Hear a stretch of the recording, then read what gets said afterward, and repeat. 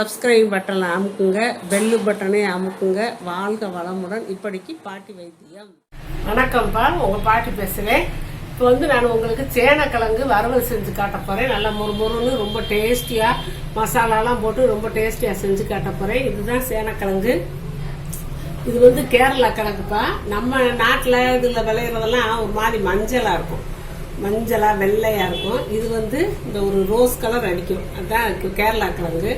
இந்த மாதிரி ஒரு ரோஸ் கலர்லாம் தெரியும், பிங்க் கலர், லைட்டு பிங்க்கு. இது நம்ம தோலை கழுவிட்டு நம்ம நறுக்க முடியாது, அப்படியே அந்த மண்ணெல்லாம் இதில் விட்டும். அதனால் தோலை சீவிட்டு கழுவிட்டு நான் உங்களுக்கு நறுக்கி காட்டுறேன்ப்பா. இப்போ தோலை சீவுறேன்.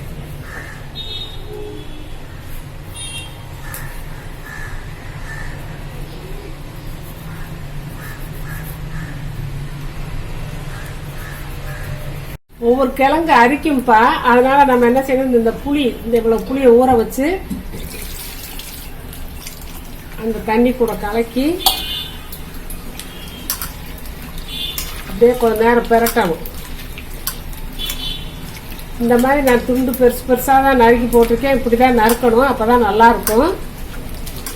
இப்போ இந்த புளி தண்ணியில் இப்படி பெரட்டி விட்டோம்னா கொஞ்சம் அந்த அரிப்பு குழையும். அதுக்காக தான் இப்படி பண்றது. இப்போ ஒரு சட்டியில் தண்ணி வச்சிருக்கேன், வடச்சட்டில். இந்த கிழங்கு அள்ளி இதில் போடுறப்ப ஒரு 2 நிமிஷம் கொதிச்சா போதும்ப்பா. அதை நம்ம அப்படியே இறக்கிடணும்.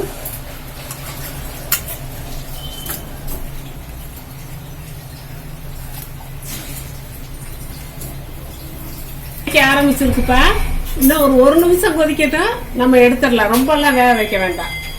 இப்போ இது ஒரு கால்வாசி வெந்தா போதும்ப்பா, ரொம்ப வேக வேண்டாம். நம்ம இன்னும் 2-3 தடவை வேற, இன்னும் 2 தடவை வேற நம்ம இது பண்ண போறோம். அதனால இதை இப்படியேவும் தண்ணியை வடிச்சு எடுத்துக்கலாம்.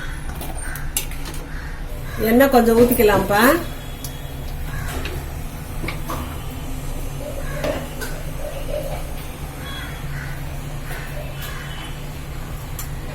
ரொம்ப ஊத்த வேணாம், கொஞ்சம் கொஞ்சமா போட்டு நம்ம பொரிச்சு எடுத்துக்கலாம். ஏன்னா எண்ணெய் வேஸ்ட் ஆயிடும் இல்லையா. நம்ம மிச்ச எண்ணெய் இதே எண்ணெயில நம்ம அதை வறுத்துக்கலாம். திருப்பி ஒரு தடவை நம்ம வறுக்கணும் மசாலா போட்டு. அதனால கொஞ்சம் கொஞ்சமாக வறுத்துக்கலாம். அளவுக்கு ஃப்ரை ஆனால் போதும்ப்பா, எடுத்து வச்சுக்கலாம்.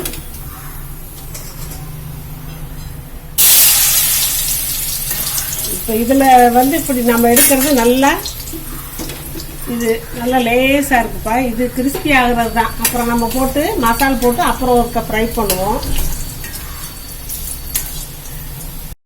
இப்போ இதை பூரா பொரிச்சு இந்த எண்ணெயில் எடுத்தாச்சுப்பா. இந்த எண்ணெய் மிச்சம் இருக்குது. இந்த எண்ணெயை நம்ம மசாலா போட்டு இதுலேயே நம்ம அப்படியே பிரட்டி பெரிய வடச்சட்டில் போடுவேன்.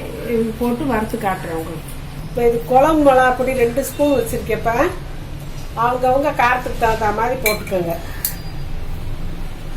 இது சோம்பு 1/2 டீஸ்பூனு, கறி மசாலா பொடி, பிரியாணி பொடி ஒரு 3/4 ஸ்பூன் வச்சிருக்கேப்பா. இதையும் போட்டுக்கிட்டேன்.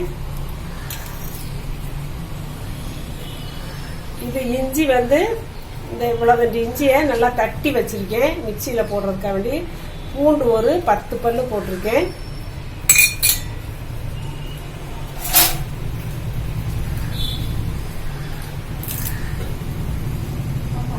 சும்மா கொஞ்சம் கருவேப்பிலை போட்டுக்கிட்டேன்.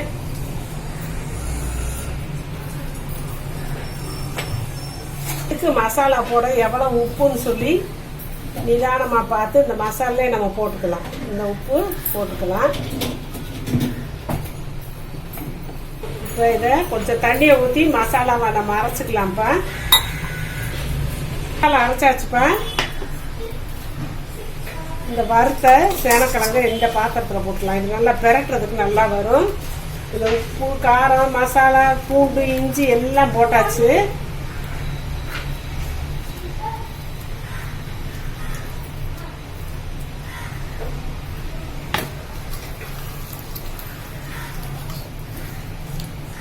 இந்த உப்பு காரம்லாம் இதில் பிடிக்கணும்ப்பா.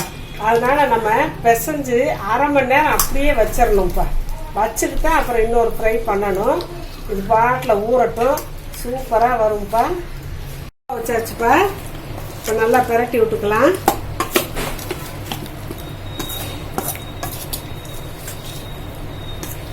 உப்பு காரம் எல்லாம் நல்லா சேர்ந்து நல்லா இருக்கும். நம்ம அப்போ அதை வறுத்தோம் இல்லையா, அந்த எண்ணெய் மிச்ச எண்ணெய் அதையே நம்ம ஊற்றி அதிலே நம்ம ஃப்ரை பண்ணலாம்ப்பா. பத்தலைன்னா இன்னும் கொஞ்சம் எண்ணெய் ஊற்றிக்கலாம். இது நல்லா ஆடி கனமான சட்டியில் நம்ம வறுத்தோம்னா அப்படியே சூப்பராக இருக்கும். கொஞ்சம் பொறுமையாக வறுக்கணும். அவ்வளவும் பொறுமையாக கொஞ்சம் கொஞ்சம் அப்படியே அவ்வளவு தான் போட போகிறோம். காஞ்சிருச்சுப்பா. இதெல்லாம் நம்ம வறுத்து போட்டுக்கிடுவோம். மசாலா நம்ம விட வேணாம், சுத்தமாக வளைச்சே போட்டுருவோம்.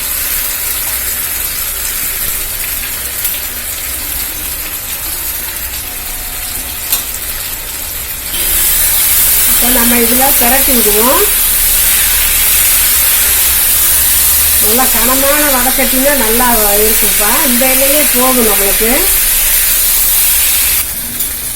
இப்போப்பா எல்லாம் ஒட்டி மசாலா ஒட்டி வருது. நம்ம சிம்மில் வச்சுக்கிட்டே பொறுமையாக ஒரு 10 நிமிஷம் இப்படி அடிக்கடி பரட்டி விட்டுக்கிட்டே இருந்தோம்னா நல்லா ரொம்ப டேஸ்ட்டாக கறி வறுவல் மாதிரி வரும். நான் உங்களுக்கு செஞ்சு காட்டுறேன். அப்படியே கறி வறுவல் மாதிரி ஆகிப்போச்சுப்பா. சூப்பராக வதக்கியாச்சு. ஒரு 10 நிமிஷம் நிதானமாக நம்ம அடுப்பை சிம்மில் வச்சுக்கிட்டே வதக்கணும். அந்த சட்டி சூட்லேயே உங்களுக்கு அப்படியே ரோஸ்ட்டு சூப்பராக இருக்கும்ப்பா. அதுக்கப்புறம் மசாலாலாம் சட்டியில் ஒட்டாமல் பூரா அந்த சேனக்கிழங்குலேயே ஒட்டி சூப்பராக இருக்குது. இப்போ நான் இந்த பாத்திரத்துக்கு நான் மாற்றி வச்சுக்கிறேன். இப்போ சேனக்கிழங்கு சூப்பராக மட்டன் வறுவல் மாதிரி இருக்கும். மட்டனே தேவைப்படாது. இந்த சைவ பிரியர்களுக்கெல்லாம் பூரா சைவம் சாப்பிட்றவங்களுக்கெல்லாம் இந்த வறுவல் செஞ்சு வச்சுட்டோம்னா அவங்க மட்டன் சாப்பிட்ட மாதிரி தான். அவங்களுக்கு வேறு ஃபீலிங்கே இருக்காது. இப்போ என்கிட்ட சில பேர் கேட்டாங்கப்பா, எனக்கு இந்த சேனக்கிழங்குல வறுவல் செஞ்சு காட்டுங்கன்னு.